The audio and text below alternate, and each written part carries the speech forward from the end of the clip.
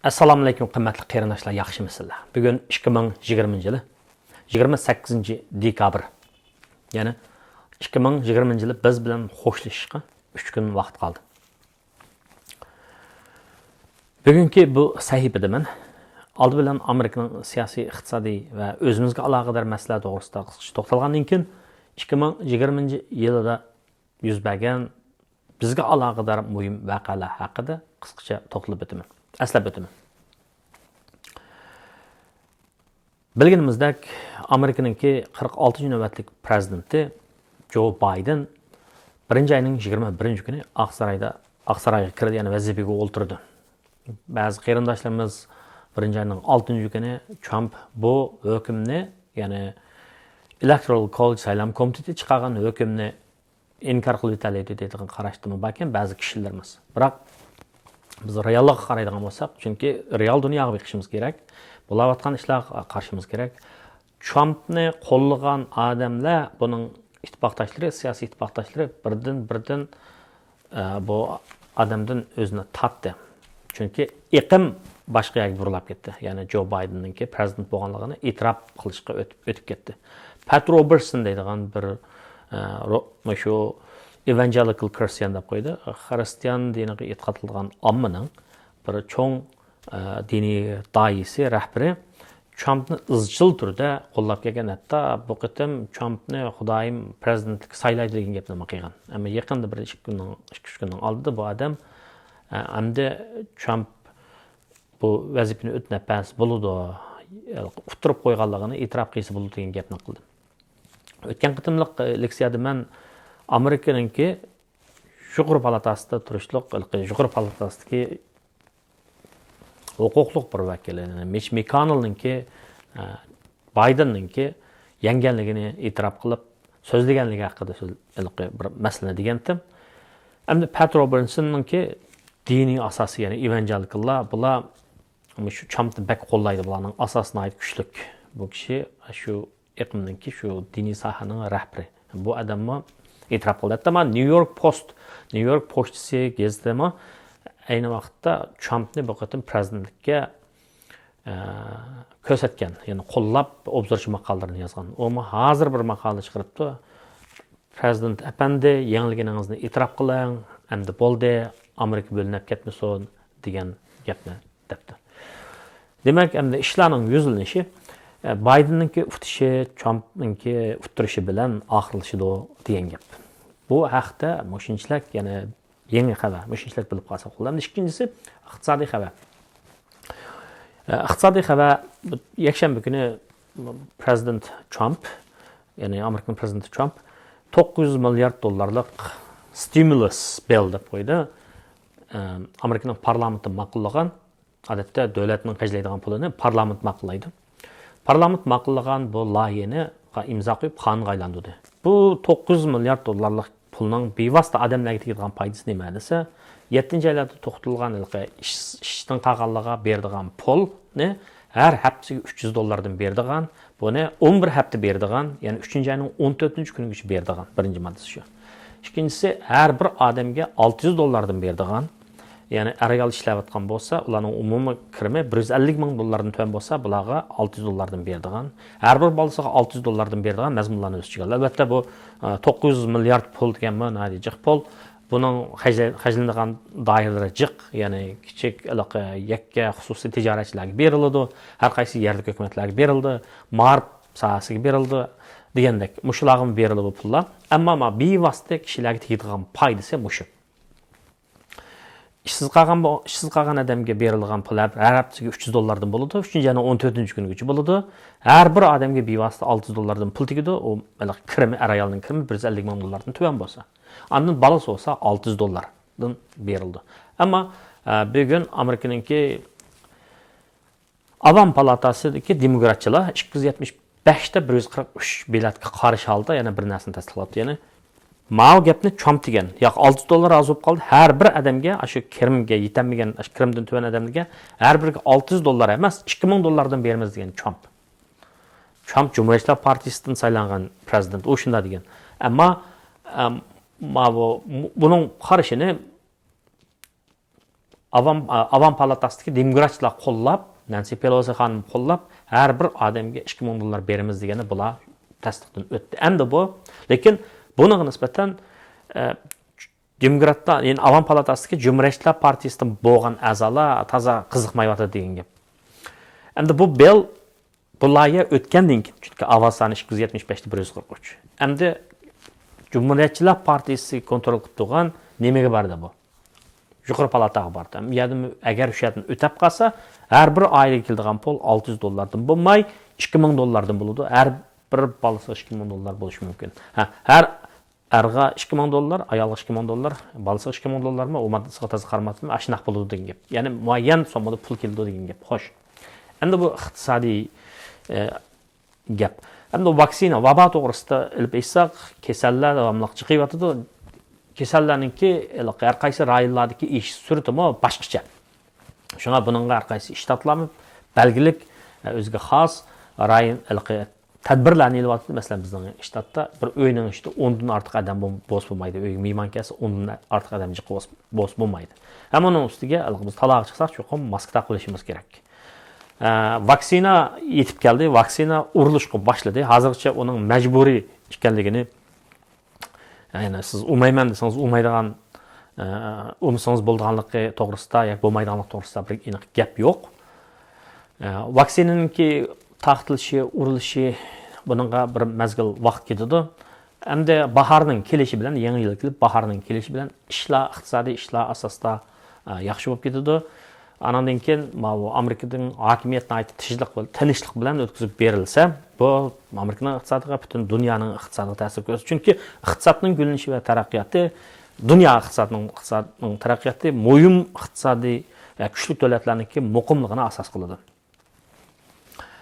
Bir urush, besim, zulm bayada kishilarning ko'ngli andishi bo'lgan yerlarda iqtisod taraqqiy qilmaydi.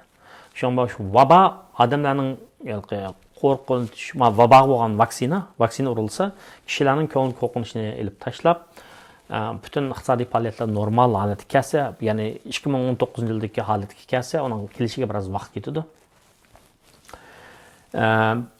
U nayti 2021-yili boshqa sharoitlar o'zgarmagan asosda, cho'ng yadro urushlari bo'lib ketgan vaqtda, cho'ng kuchlar o'tirsida nisbatan iqtisodiy ahvol hozirgidan yaxshiroq bo'ladi deb umid bor qarashda bo'lsa bo'ladi.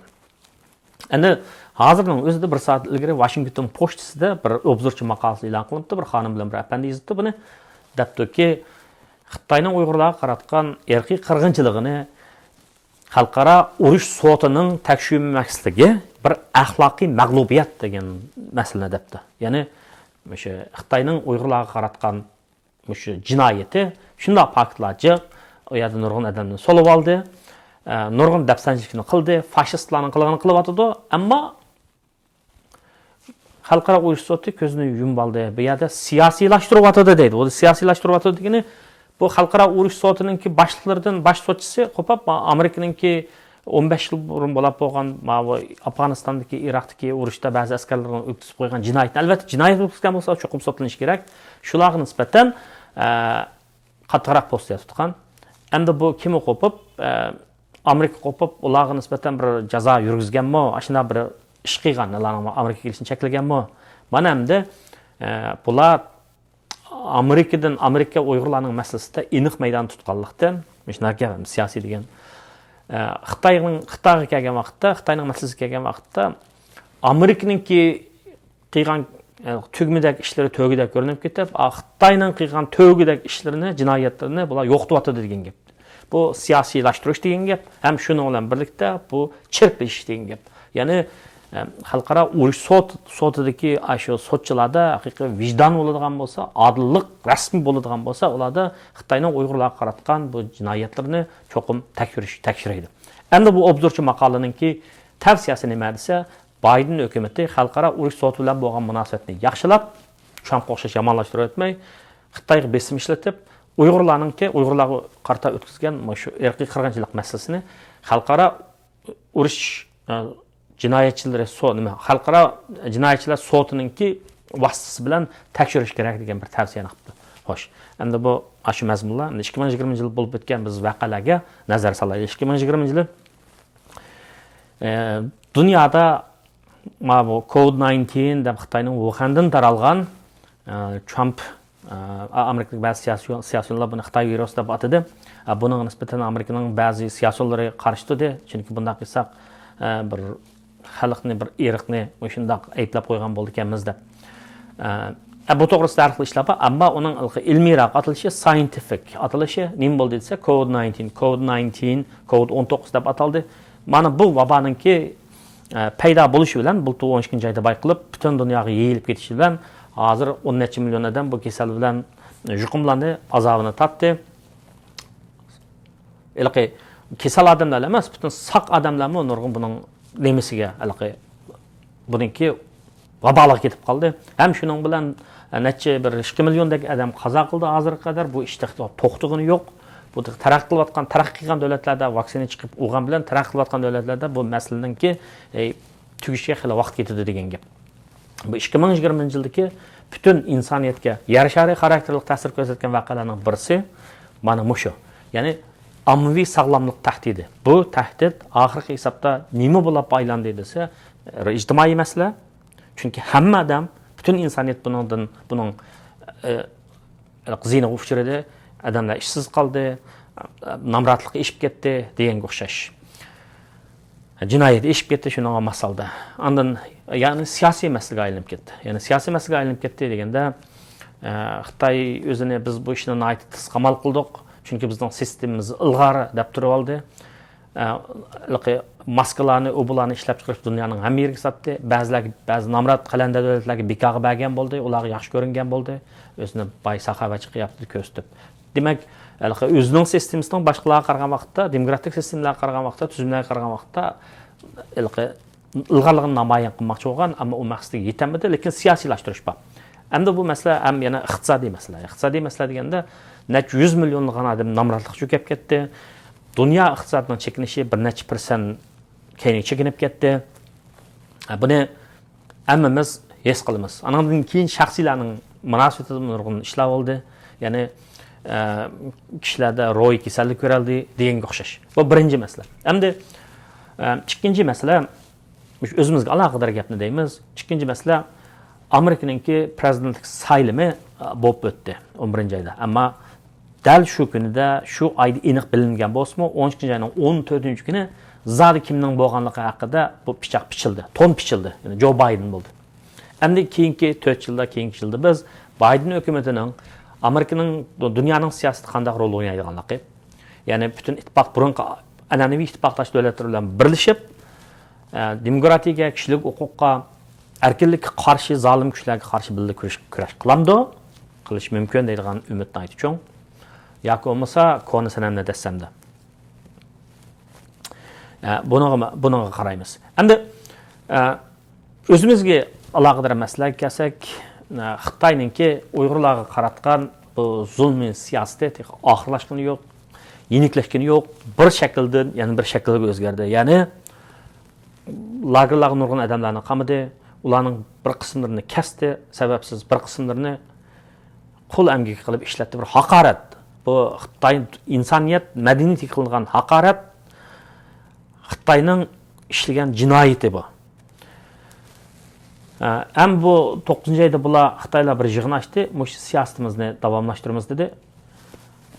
Yaqinda yana bu Xitoyning tashviqot kadrlari bularni xalqaro muxbirlarni kuchli yig'ini chaqirib, yana mush o'ziniki koni gapini, yolg'on gapini dal yurib berdi bular. Ya'ni chatalliklar bizga bu masalada Uyg'urlar masalasida qora suratda bular bir asrlik yolg'onchilik qildi deydi, ammo o'zining asrlik jinoyat o'tkazganini bular yapamiz deb hargiz yapolmaydi. 2020-yili, 2019-yili boshlangan Amerikadagi boshlangan, Amerika parlamenti boshlangan Uyg'ur kishilik huquq siyosati qonuni 2020-yili rasmiy ma'qullanib parlamentda 5-edi. 2020-yil 6-oyning 17-kuni Prezident Trumpning ma'qullashi bilan qonunga aylandi. Bu qonunning moddalari to'g'risida jiq so'zlashdik, men to'xtalmayman. Endi yana bir masala lager shohidlarining ko'payishi, bir qism vijdonliq o'zininki qon qarindoshlari uchun o'ylaydigan ba'zi inson-sing'illarimizning fidokorlik bilan sakrab chiqishi, maydonga sakrab chiqishi guvohlik berish natijasida faktlar to'planib, Uyg'ur jamiyatlari, tashkilotlari Xitoyning bu qilayotganlarini Birlashgan Davlatlar Tashkilotininki moddalarda belgilangan irqiy qirg'inchilikqa yotadi degan shu xil qarash bilan Xitoyni xalqaro ICC, International Criminal Court, xalqaro jinoiy ishlar sotiga sundi. Bir hafta burun ular buni rad qildi. Chunki Xitoy hukumatı bizga a'zo bu ishda bizning nimamizga a'zo davlat emas deb. Ammo buni qayta sunishga va davomli qilishga yana bo'ladi. Chunki paketlar taqdak. Bu 2020-yili cho'ng doirada bo'lib o'tgan ishlar. Endi o'zimizningki ishlarimizga kelsak, bizning qarindoshlarimizda ma'rifga, egilik tiklashga bo'lgan qiziqish nayti kuchayadi. Masalan, Turkiyada Uyg'ur STEM, ya'ni Uyg'urcha, Uyg'ur, fan, texnika, matematika, injenerlik programmasi yo'l qo'yildi. Nurg'un yoshlarimizni tarbiyalab, hozir sarxillab ma'rifini yo'l qo'yapmiz. Birinchi aydan boshlab dars boshlaydi, 100 dan ortiq o'quvchini imtihon qilib o'lchamlik. 15 tak o'quvchini tanladik. Bu o'quvchilar kelgusida millatimizning olimlari bo'ladi. Shuningdek bilan birlikda Turkiyada yana shu har qaysi sohalarda millatimizning yuksalishi uchun uchur taqdigan UNTV deydigan televiziya programmalari yo'l qo'yildi. Albatta, yana bizning qarindoshlarimiz o'zining doirasida, o'zi qila oladigan doirada. Yani men nima qila olayman deb o'ziga savol qo'yib bir ishlarni qiladi. Ba'zilar men qildim, sen qilmading deb aytganlar bo'layotdi. Yoki bo'lmasa ahvolni tushunmay ishinib ketayotganlar bo'layotdi. Ba'zilarni ish qilmadi deb. Mayli qandoq bo'lishidan qat'iy nazar, kimni bo'ladi ekan Uyg'ur uchun ko'z yosh to'kib, Uyg'urning baxti uchun ter to'kkan bo'lsa, ko'z yosh to'kishning o'zi kifoya emas. Uyg'urning kuchi uchun, Uyg'urning ko'z yosh to'kmasligi uchun, bechora bo'lib qolmasligi uchun yurgini bergan bo'lsa, ter to'kkan bo'lsa, shularning hammasiga samimiy rahmatim, tashakkurimni bildiraman. 2021-yili kirish oldida men qarindoshlarning, dunyoning har qaysi yerlariga qarindoshlarningki hayotiga xotirjamlik bo'pmi? Bizning vatanda ezilayotgan, zulm chekayotgan millionlagan xalqimizga o'rlik, erkinlik, ozodlik, xotirjamlik tilayman va mushu ishlarningki vujudga kelish uchun hammalarning tirishishini, dunyoning hamma yerdagi qarindoshlarimizning o'zlari o'm bo'lib, ittifoq bo'lib, aqmas gaplarga, aqmas so'zlarga aralashib qolmay, yomonlikdan yiroq turib, nachar ishlarni sodir qilmay, har xil nomlarda nachar ishlarni qilmay, jon beqishning yoki u bu nom bilan suiiste'mol qilmay, haqiqiy vujudi bilan, tili bilan dili birdek bo'lib, rostchil bo'lib, o'zining doirasida cho'ngni cho'ng deb, kichikni kichik deb, millatimizningki kuchish uchun, millatimizningki ahvolining yaxshilanishi uchun kuch chiqarishini umid qilaman. Hammanglarga yangi yillik salom. Rahmat.